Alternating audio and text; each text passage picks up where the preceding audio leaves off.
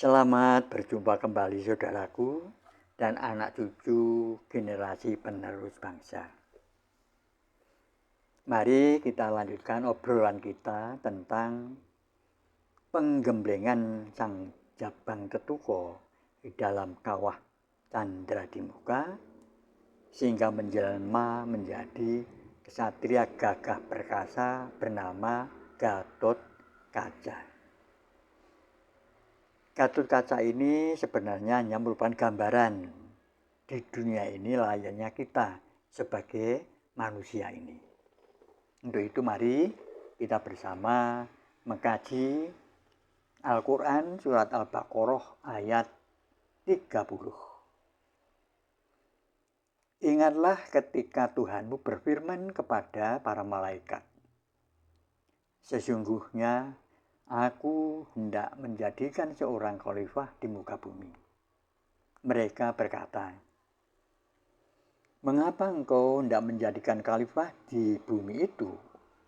Orang yang akan membuat kerusakan padanya dan menumpahkan darah. Padahal kami senantiasa bertasbih dengan memuji engkau dan mensucikan engkau. Tuhan berfirman, sesungguhnya Aku mengetahui apa yang tidak kamu ketahui. Dan terciptalah wadah manusia dari tanah atau dari sari patinya tanah. Kemudian ditiupkan ruh ke dalamnya. Fitrah Allah yang menciptakan manusia menurut fitrah itu. Dan fitrah Allah tidak mengalami perubahan.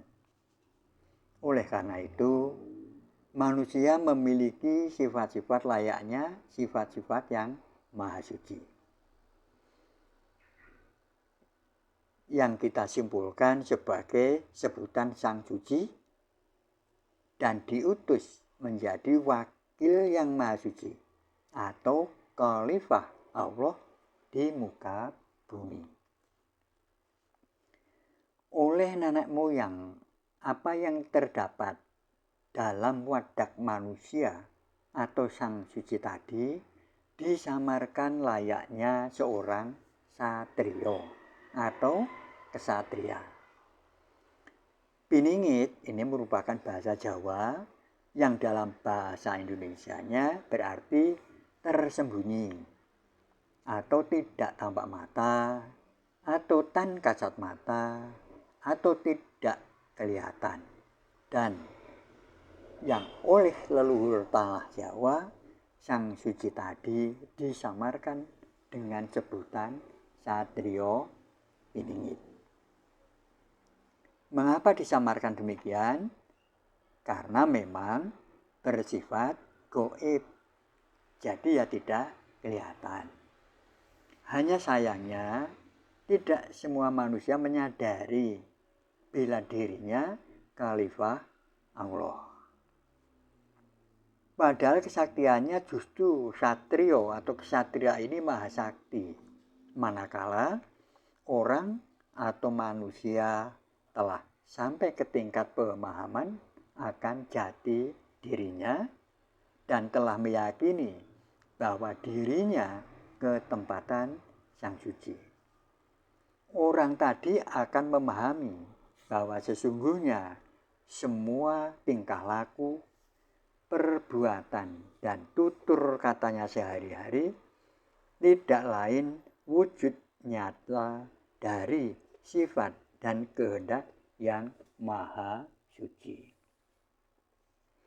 Untuk menunjukkan kemahasaktiannya, orang tersebut tinggal mengatakan jadilah, maka terjadilah. Benarkah demikian? Benar.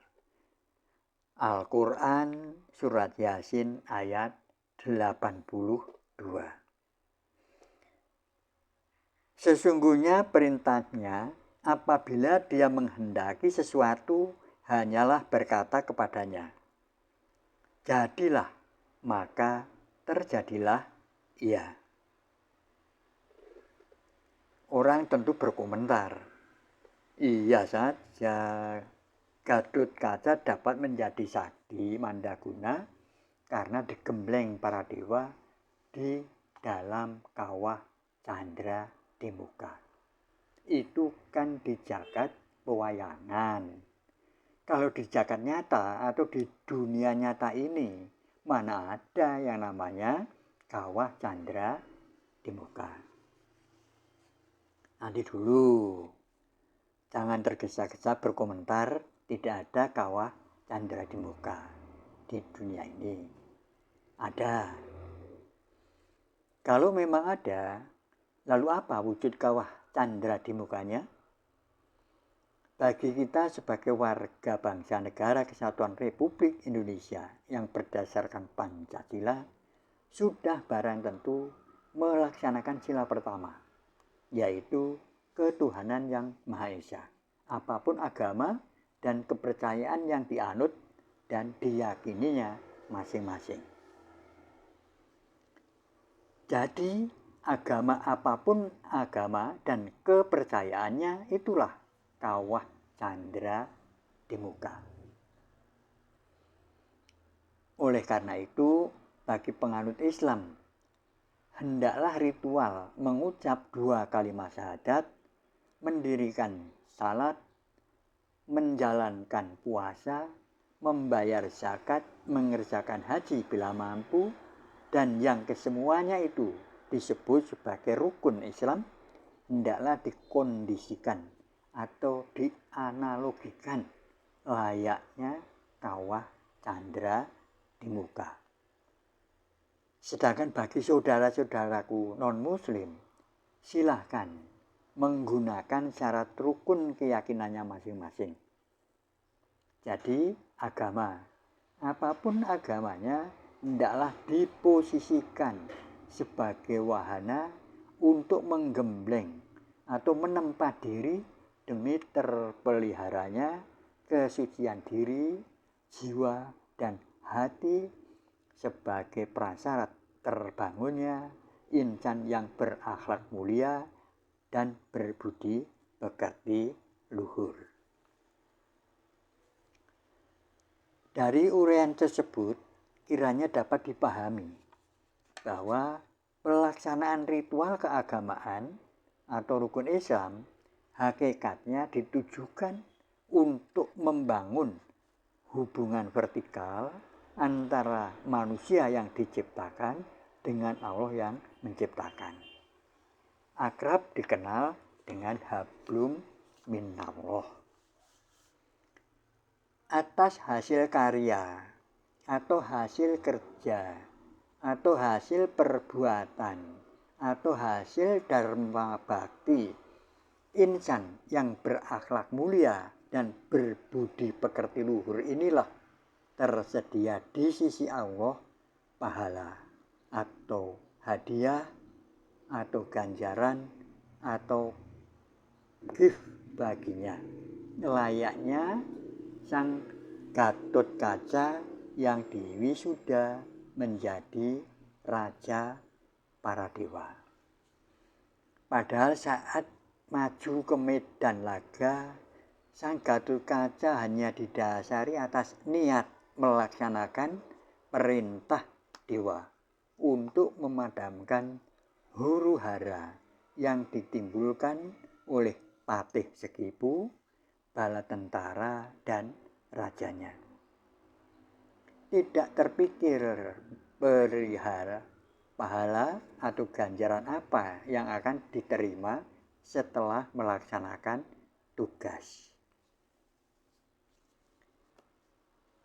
Jadi, tidak dibalik, setiap apa yang kita kerjakan diniatkan agar mendapat pahala sebagai tiket masuk surga. Sejalan dengan alur pikir kisah sang Gatotkaca, mari saat melaksanakan ritual keagamaan, apapun agamanya, kita niatkan membangun jati diri agar perbuatan kita di atas dunia ini layaknya perjalanan Al-Quran itu sendiri atau cerminan sifat dan kehendak Allah. Kiranya sampai di sini dulu obrolan kita, dan akan kita lanjutkan dalam obrolan berikutnya. Terima kasih, sampai berjumpa yang akan datang.